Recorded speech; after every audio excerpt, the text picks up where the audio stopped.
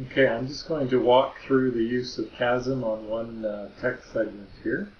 You see that there's this morpheme line for each of the words, actually each of the morphemes that are indicated in the words, and then one line for the entire sentence. And each of these have question marks so that we can attribute them some possibility.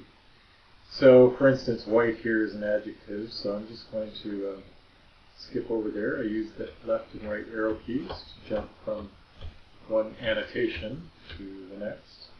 And I can hit F4 for a list of suggestions. So here it says choose a class, and in this case it is adjective. I'll go to the pair one here, do F4 again, and that's a noun. And now if I want to say, well, this is a noun phrase, well, let's actually do this as an adjective as well. And let's say I want to do the two adjectives beside each other as an adjective phrase. I can do a Control A to add a new line of annotation. I'm going to hit F4 again. Notice that my constructions are different than my parts of speech. And we'll say adjective phrase. I'm going to extend the length of this annotation by hitting the Tab key. And the question mark there is to show uncertainty, but in this case I'm sure of it. So I just hit the question mark and it disappears. Now if I want to add noun phrase, so shaggy white hair, I go Control A, and again I can hit F4 or just type in NP directly, and then hit the question mark, and to get rid of the uncertainty, and to extend the annotation I hit Tab a couple times, and then we have all three of those. So we could, let's go back up to this baseline here.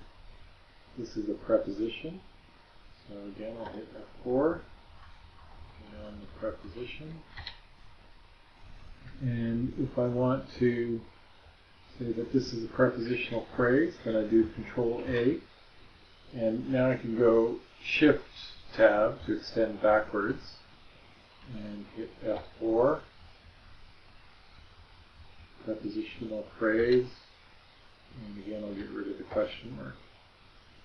So you can do that throughout the document, throughout the text segment. On this last one here, I might want to indicate that this is a clause, which you see here.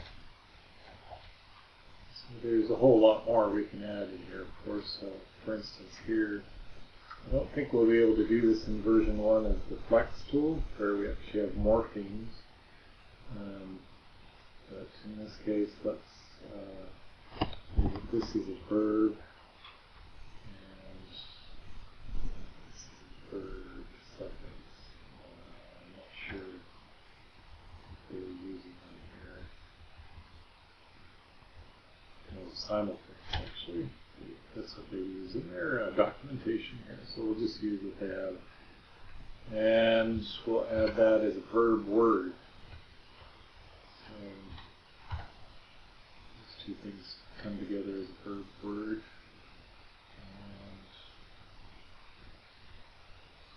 And here's another noun phrase. Here's an article.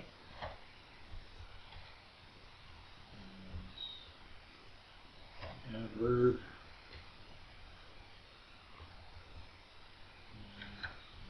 Adjective,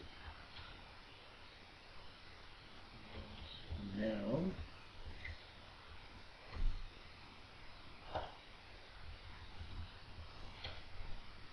and again we might want to indicate what the noun phrase is here. So we have very old man. Let's do very old as an adjective phrase.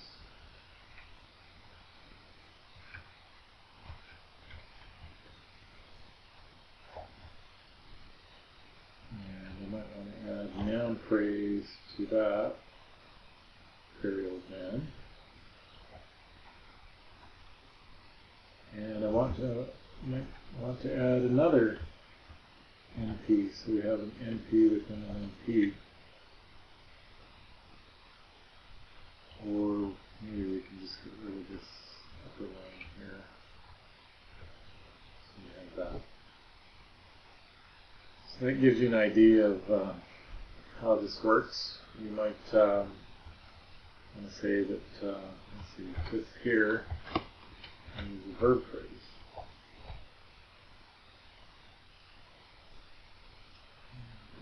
So you get a feel for how we can do these annotations and sort of have this layering going on. ChASM itself isn't actually annotating annotations. It's just each line knows its begin and end offsets for each of the objects within that line.